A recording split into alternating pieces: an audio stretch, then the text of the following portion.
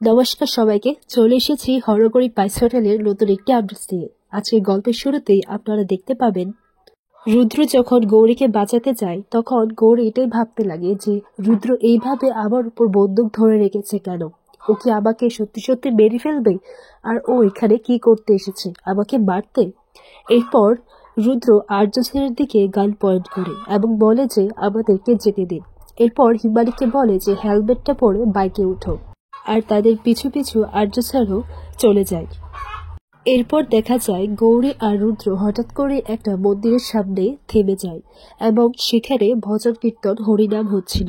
তখন গৌরী বলে, স্যার, হঠাৎ করে আপনি এই মন্দিরে কেন নিয়ে এলেন আমাকে? আপনি কি করতে চাইছেন? এরপর রুদ্র বলে, তোমার প্রশ্নের উত্তর জবাব দেওয়ার মতো সময় এখন নেই, চুপচাপ এখান থেকে চলো, আমি যা বলছি তুমি তাই করো। এরপর রুদ্র গৌরীকে নিয়ে মন্দিরের মধ্যে চলে যায় আর আর্যসের রাস্তার পাশ থেকেই দেখতে পায় যে তাদের বাইকটা সেখানেই রয়েছে এবং আর্যসের বুঝে যায় যে তারা এখানেই গা ঢাকা দিয়েছে। এইদিকে গৌরী রুদ্রকে বলতে লাগে যে স্যার, বিশ্বাস করুন, আমি পুলিশকে কিন্তু কিছুই বলিনি, আমি কিছু বলিনি। এরপর রুদ্র বলে, আমি কি তোমাকে জিজ্ঞাসা করেছি যে তুমি কিছু বলেছ কি না? আর তোমার উপর যদি আমার সন্দেহ হতো তাহলে আমি ওই সময়টাই তোমাকে মেরে ফেলতাম, আর যদি ভাবতাম যে তুমি পুলিশের চর তাহলে তোমাকে তখনই গুলি করে মেরে ফেলতাম। আচ্ছা শোনো, আমি এখানে তোমাকে নিয়ে এসেছি কারণ আমার বাইকের তেলটা না ফুরিয়ে গেছে, তাই আমার কাছে আর কোনো উপায় ছিল না। আমি কি করব, তাই এখানেই আমাদেরকে গা ঢাকা দিয়ে থাকতে হবে। তারা হয়তো আমাদেরকে ফলো করে আর্য স্যার আমাদের পিছেই আসছে। এরপর গৌরী এই কথাটা শুনে মনে মনে এটাই ভাবতে লাগে, তাহলে রুদ্র আমাকে আর সন্দেহ করছে না। পরের মুহূর্তে দেখা যায় একজন দম্পতি পুজো দিয়ে সেরে তাদের দুজনকে প্রথমে দেখতে পেল এবং তারা বলে যে এই পুজোর নিয়ম হলো পুজো সেরে যে দুজনকে আমরা দেখতে পাবো তাদেরকে এই আশীর্বাদী মালা হিসেবে তাদেরকে পরিয়ে দিতে হবে। এরপর রুদ্র বলে, কিন্তু আমরা তো। এরপর গৌরী বলে, আচ্ছা ঠিক আছে, পরিয়ে দিন। আর এভাবে সবসময় তো আর ভোলানাথের আশীর্বাদ পাওয়া যায় না, এটা আমাদের পরম সৌভাগ্য। এরপর সেই মহিলা গৌরীকে দেখে বলে, আচ্ছা, তোমার সিঁথিতে সিঁদুর নেই কেন, সেটা খালি কেন? তুমি কি জানো না মা, সদবাদের তো শীতের সিঁদুর খালি রাখতে নেই। এরপর উনি গৌরীকে সিঁদুরটা লাগিয়ে দেয়। এরপর তারা দুজনে সেখান থেকে চলে যায়। তাদের চলে যাওয়ার পর রুদ্র বলে, এটা কি হলো? তখন গৌরী বলে, কি আবার হলো? যা হলো সেটা তো আপনি আপনার চোখের সামনেই দেখলেন। এরপর রুদ্র বলে, কিন্তু আমরা তো বিবাহিত নই, আর তুমি কেন বললে এই মালাটা পরাতে? এক মিনিট, তুমি তো বলেছিলে যে রুদ্র বলে কোনো একটা ছেলে ছিল যাকে তুমি ভালোবাসতে। আমার তো এখন সন্দেহ হচ্ছে যে তুমি কি রুদ্রর সঙ্গে বিয়ে করেছিলে। এরপর গৌরী এদিকে মনে মনে বলতে লাগে যে হ্যাঁ, বিয়ে তো করেছিলাম, আর ভোলানাথের আশীর্বাদে আবারও আমরা দুজন একে অপরের সামনে এসে দাঁড়িয়েছি। এইদিকে দেখা যায় আর্য স্যারও তাদেরকে ধরতে পারেনি, কারণ মন্দিরে অনেক ভিড় ছিল আর তারা সেখান থেকে পালাতে সক্ষম হয়।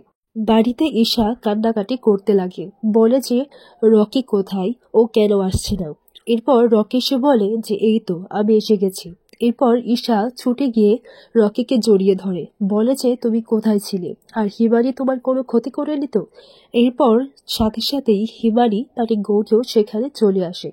আর গৌরীর মাথায় এই শীতের সিঁদুর আর গলার মালা দেখে ঈশা ভেবে পড়ে যে তাদের বিয়েটা হয়ে গেছে। আর ঈশা ফুটফুটে কান্না করতে লাগে যে দেখো মা, কি হয়েছে, আমার তো সব শেষ হয়ে গেছে, এই মেয়েটা আমার সব শেষ করে দিয়েছে, জানতাম ও এরকমটাই করবে। এরপর গৌরী এসে বলে যে তুমি এসব কি বলছো, আর আমি কি করলাম? এরপর ঈশা বলে যে আমার সর্বনাশ করে তুমি এখানে এসে বলছো আবার কি করলে? তুমি আমার রকিকে বিয়ে করে দিলে। আর এই কথাটা শুনে গৌরী হাসতে লাগে। এরপর গৌরী বলে যে এতে আমি কি করব বলো তো, তোমার রকি তো আমাকে শিব মন্দিরে নিয়ে গেল, তারপরে এই মালা, এই সিঁদুর। এরপর রকি বলে, তুমি এসব কি বলছো হিমানি, আমাদের বিয়েটা কখন হলো? এরপর গৌরী বলে, আমি তো কোনো মিথ্যে কথা বলিনি, আর আমি বা কোথায় বললাম যে বিয়েটা হয়েছে। এরপর গুরুমা বলে যে আচ্ছা, সত্যি মিথ্যা এইসব কে কি আমি কিছু জানি না, আচ্ছা বেটা, তুই আমাকে সত্যিটা বলতো। এরপর রুদ্র বলে যে হিমালয়ের সঙ্গে আমার বিয়ে কিছু হয়নি। এরপর এই কথাটা শুনে ঈশা বলি, ও আচ্ছা, তার মানে বিয়েটা হয়নি। ও, আমি হয়তো ভুল বুঝে নিয়েছি, তাই না? এরপর গৌরী ঈশার সামনে বলতে লাগে যে বিয়েটা হয়নি কিন্তু হতে পারে। আমি কখন তোমার রকিকে তুলে নিয়ে বিয়ে করব সেটা তুমি কিন্তু বুঝতেও পারবে না। এরপর ঈশা আবার কান্নাকাটি করে বলে যে দেখো না মা, ও কি বলছে। এরপর গুরুমা বলে যে যে যাই বলুক না কেন, কাল থেকে তোমাদের বিয়ের আয়োজন শুরু হচ্ছে, আর আমিও দেখি কে এই বিয়েতে বাধা দেয়। যে বাধা হয়ে দাঁড়াবে তাকে আমি শেষ করে ফেলবো।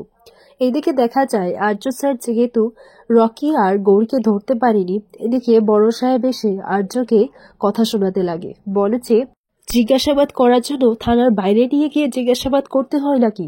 তখন আর্য স্যার বলে এবার আমি কি করব, একদিকে রকি আরেকদিকে গৌরী, এরা দুজনেই দেখছি আমাকে ভালোই প্যাচে ফেলেছে, কিন্তু আমাকে বিষয়টা সামলাতে হবে।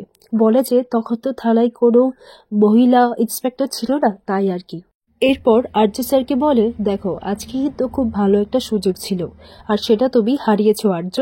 আর পরের বার থেকে আমাদের থেকে কোনো সুযোগ সুবিধা পাবে কিনা সেটাও আমি নিশ্চিত বলতে পারছি না। এরপর আর্য স্যার মনে মনে বলতে লাগে এরপর থেকে গৌরীর হেল্প করতে পারবে কিনা সেটাও উনি নিশ্চিত না। তাই এটাই ভাবতে লাগে যে গৌরীকে এবার নিজে থেকেই নিজের লড়াইটা লড়তে হবে। এইদিকে গুরুমা হোটেল বন্ধ করার কথা বললে গৌরী বলে যে না, বন্ধ হবে না, আর কালকে আরো লোকজন আসবে। কালকে হচ্ছে ক্রিসমাস, আর বাচ্চারা তো কেক খেতেই আসবে। পরের দিন সকালে দেখা যায় ক্রিসমাসের তোড়জোড় করে হরগড়ি পাইস হোটেলে আয়োজন করেছে গৌরী, আর সে কেকও বানাচ্ছে। আর আগামী পর্বে দেখা যায় ক্রিসমাসের কেক গৌরী তৈরি করে নিয়েছে, আর রুদ্র এসে গৌরীকে হোটেলের দায়িত্ব দিয়ে দেয়।